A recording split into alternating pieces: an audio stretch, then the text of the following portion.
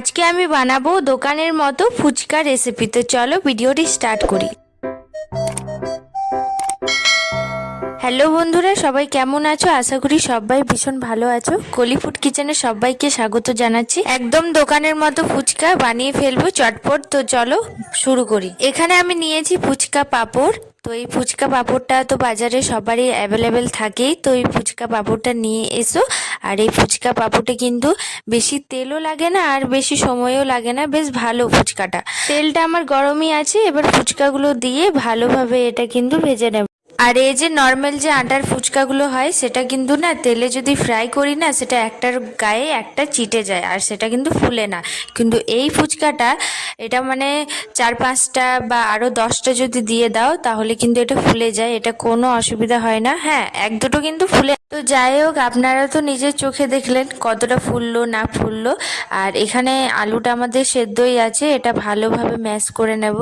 আলু মাখাটা বানাবার জন্য এখানে পেঁয়াজ লঙ্কা কুচিয়ে রাখা হয়েছে, তার সাথে দেব শুকনো লঙ্কা আর জিরে, সেটা শুকনো কড়াইয়ে ভেজে গুঁড়ো করে নিয়েছে। তো সেটা দিয়ে দেবো 1.5 চামচ, আর লবণ পরিমাণ মতো, আর পেঁয়াজ লঙ্কাটা দিয়ে ভালোভাবে এটা মিক্স করে নেব। আর একটু দিচ্ছি ভাজা বাদাম। তো এখানে ধনে পাতাটা দিচ্ছি না, কারণ ধনে পাতাটা নেই, সেজন্য আপনারা ইউজ করে দেবেন। তারপর এটা ভালোভাবে ম্যাশ করে নেব।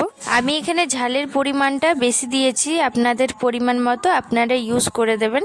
তো আলু মাখাটা করার পর তেঁতুলের জলটা বানাবার জন্য তেঁতুলটা ভিজিয়ে রেখেছিলাম 8 ঘন্টা আগে থেকে। তেঁতুলটা ভালোভাবে চটকে নেওয়ার পর এখানে সেই ভাজা বাদাম আর ভাজা মশলা আর সেও আর লবণ দিয়ে ভালোভাবে এটা মিক্স করে নেব। এই যে আমাদের রেডি তেঁতুলের জল আর আলু মশলা, তার সাথে আছে ফুচকা। তো একটা ভেঙে দেখাচ্ছি, দেখো এই যে কি সুন্দর লাগছে, একদম স্পাইসি টকটা, পুরো ঝাল ঝাল তেঁতুলের জলটা। তাহলে দেখলেন তো ফুচকা কিভাবে বানাতে পারবে একদম সহজেই চটপট।